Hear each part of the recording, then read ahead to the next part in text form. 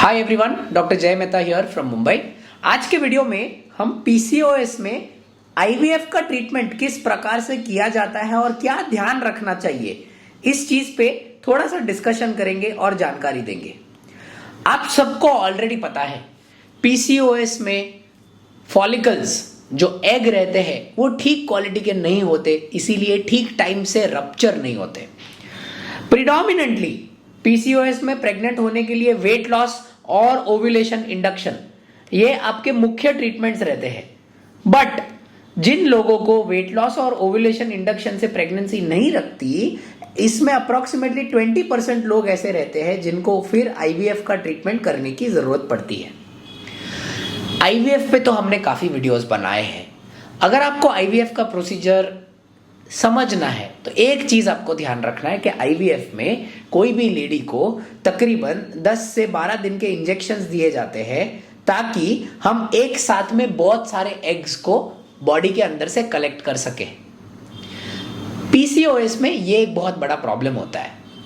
PCOS में जब हम इंजेक्शंस देते हैं तब एक साथ, नॉर्मली आईवीएफ में हमारा टारगेट क्या रहता है कि 12 से 15 अच्छी क्वालिटी के अगर हमें एग मिल गए तो हम भाई बहुत खुश हैं।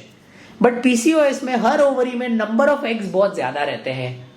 तो नॉर्मली ऐसे सिचुएशन में अगर इंजेक्शन का डोजेजेस ठीक से नहीं हुआ तो एक ओवेरियन हाइपर स्टिमुलेशन सिंड्रोम मतलब OHSS करके एक कॉम्प्लिकेशन पीसीओएस के पेशेंट्स को हो सकता है। इसमें इतने सारे फॉलिकल्स कलेक्ट करने के टाइम पे पेट में पानी भर जाता है। पेट में पानी भरने के साथ में पेट में दर्द होता है और उसके बाकी के सारे कॉम्प्लिकेशंस होते हैं। बट ऑफ कोर्स अगर आप ये ट्रीटमेंट ठीक से करते हैं तो OHSS होने के चांसेस बहुत कम हो जाते हैं, पर ये आपको ध्यान में रखना है। सेकेंड, पीसीओएस में एग क्वालिटी काफी बार काफी पेशेंट्स में कमजोर होती है। अब ये कमजोर क्यों होती है, इसके बहुत सारे कारण हैं, जैसे कि increase value of testosterone, increase LH, abnormal glucose, ये बहुत सारे कारण हैं जिसकी वजह से एग क्वालिटी पुअर होती है। एग क्वालिटी पुअर होने के वजह से पीसीओएस में काफी बार आप देखेंगे कि पेशेंट के 25-30 एग मिले हैं पर ब्लास्टोसिस्ट एम्ब्रियो पेशेंट के सिर्फ 3 बने, ब्लास्टोसिस्ट एम्ब्रियो सिर्फ 2 बने। मतलब जो हमें डे 5 के एम्ब्रियोज बनाने रहते हैं वो कम बनते हैं। वो कम इसके लिए बनते हैं क्योंकि उनका एग क्वालिटी पुअर रहता है, राइट। फाइनली आपको यह भी समझना है कि पीसीओएस में प्रेग्नेंट होने के जो चांस रहते हैं खुद के एग के साथ में तकरीबन 35% रहता है।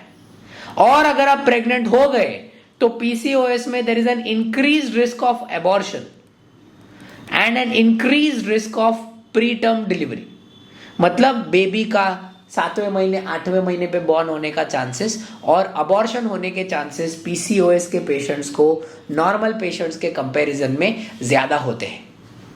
बट ऐसे बहुत सारे पेशेंट्स हैं जो सिवियर पीसीओएस के साथ में, ओबेसिटी के साथ में, मोटापे के साथ में, क्योंकि ये दोनों साथ में जाते हैं, बहुत अच्छी तरह से प्रेगनेंसी कंसीव करते हैं, बहुत अच्छी तरह से उनका डिलीवरी होता है।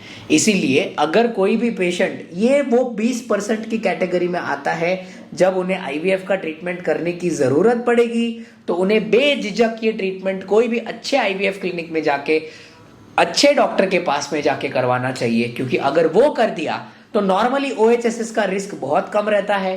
एग क्वालिटी कोई चेंज नहीं कर सकता, इसीलिए पुअर एग क्वालिटी की वजह से मेंटली पेशेंट को 2 या 3 अटेम्प्ट के लिए रेडी रहना है।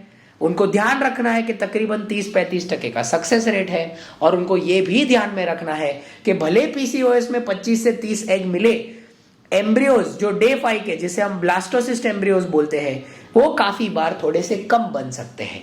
अगर इतना बेसिक आपको ध्यान में रख लिया तो आपका आईवीएफ का ट्रीटमेंट जो रूटीन ट्रीटमेंट है उसी प्रकार से बड़े आराम से निकल सकता है। और पीसीओएस के पेशेंट को आईवीएफ करने के टाइम के इन लोगों को छोड़ के there is no other special precaution, मतलब और कोई स्पेशल प्रिकॉशन आपको लेने की जरूरत नहीं है पॉइंट नंबर 1, 2, 3, 4 को ध्यान में रखने के अलावा। Alright, any further questions on this आप हमारे कमेंट्स में डाल सकते हैं। मैं या मेरे कोई टीम मेंबर्स आपको इस चीज पे जरूर आंसर करेंगे। Thank you so much.